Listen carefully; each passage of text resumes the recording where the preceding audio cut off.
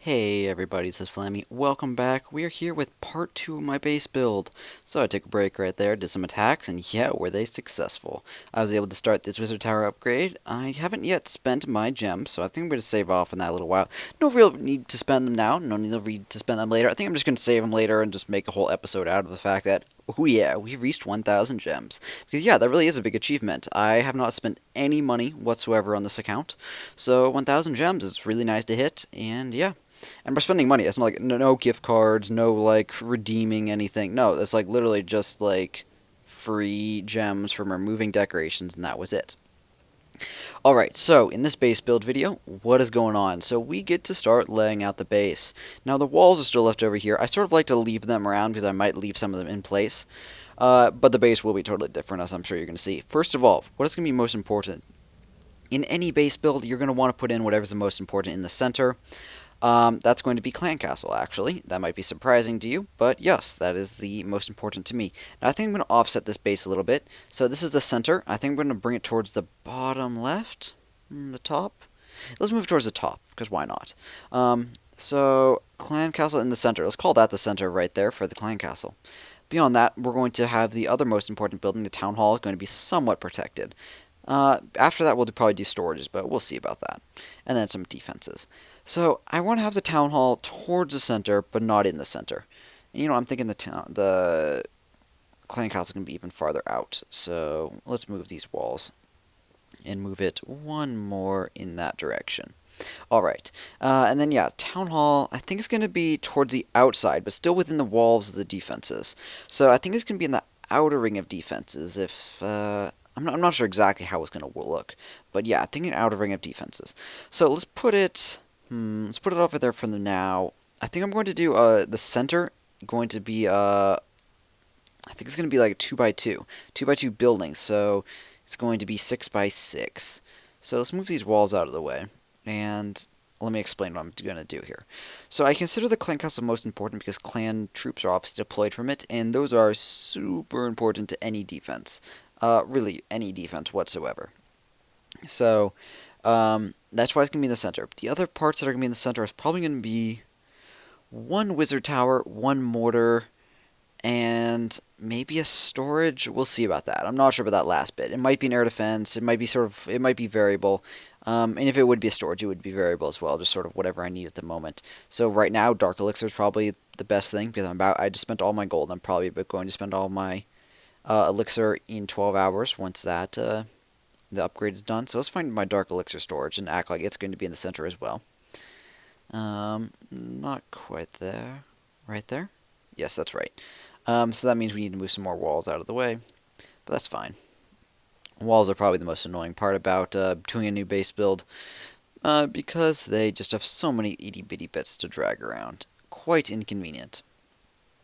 But not quite right. I'm putting the top level walls in the corners because I want to have them in the corners in case that's where people will come in from.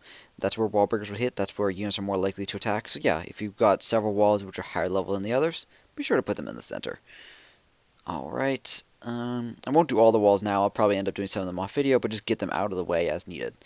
Why am I not putting it in the center? Well, this is actually something I'm working out. So if you actually if you completely design your base, like on paper or on one of the base builders online, what you can do is intentionally offset your base towards the corner.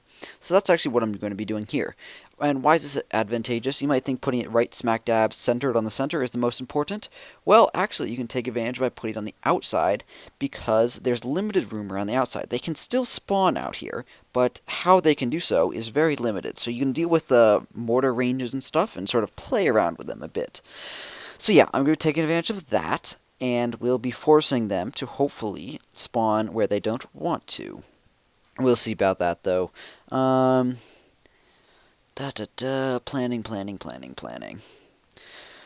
Let's see, Mortar and Wizard. Yeah, let's do those next, and then we'll put the clan castle or the town hall in to see how that fits in with stuff. So Mortar, that is fine right there. Wizard tower. Let's do my highest level wizard. This one is level 5, so you get the job. Always put your highest level one in the most protected place or the most important place. And important could mean protecting the most storages, or just watching the most choke points. It's sort of how your base is set up.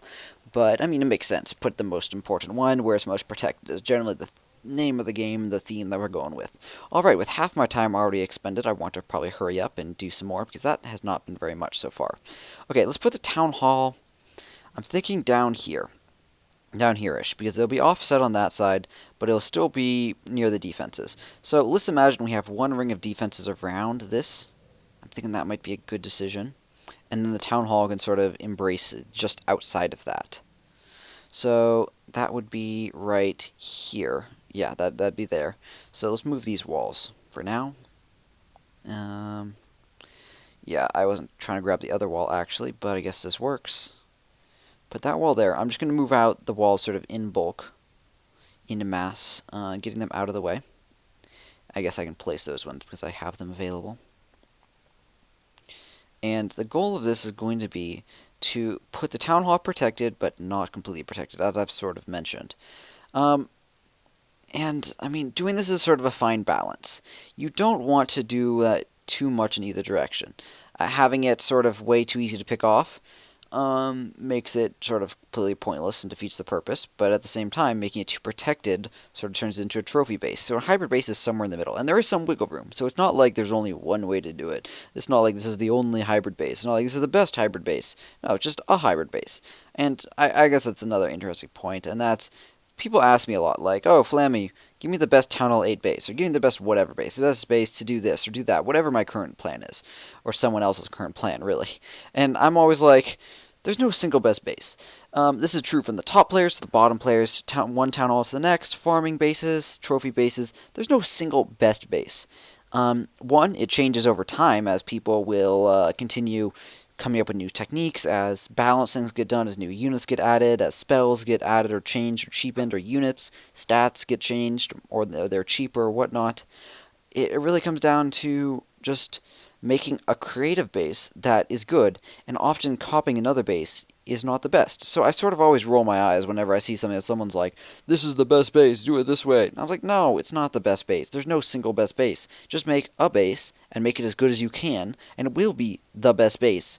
By copying someone else's base, well, imagine if like 50% of the population out there had the exact same base. Well, then what's the problem with that? Well, pretty obviously, you'd have issues where you'd run into the same base all the time. And you know what that means? You get to know how to destroy it really, really, really easily. You would not attack it if you couldn't destroy it, and the only people who would attack it would be people who think they could destroy it. I've had bases in the past that are particularly successful because people don't know how to attack them. It's a really, really, really effective technique. Not necessarily for the top players, but especially when you're slightly lower in the trophy count or you're intentionally lowering your own trophy count, it's really effective. People have no idea how to handle certain situations like that. Now, I'm thinking I might actually swap up these mortars, or the wizard and the mortar, because I want the mortar to protect the town hall. So let's look at this range. Yeah, I'm going to swap that up. So I don't want the mortars to have a radius that goes too far beyond the town hall, because then it'd be too easy to distract them with giants or something. By having them somewhat over the town hall, they're able to protect it from barbarians and stuff that come in, see that radius. At the same time, they won't be distracted by giants, and I can do other stuff later, which will keep the giants sort of off of the town hall.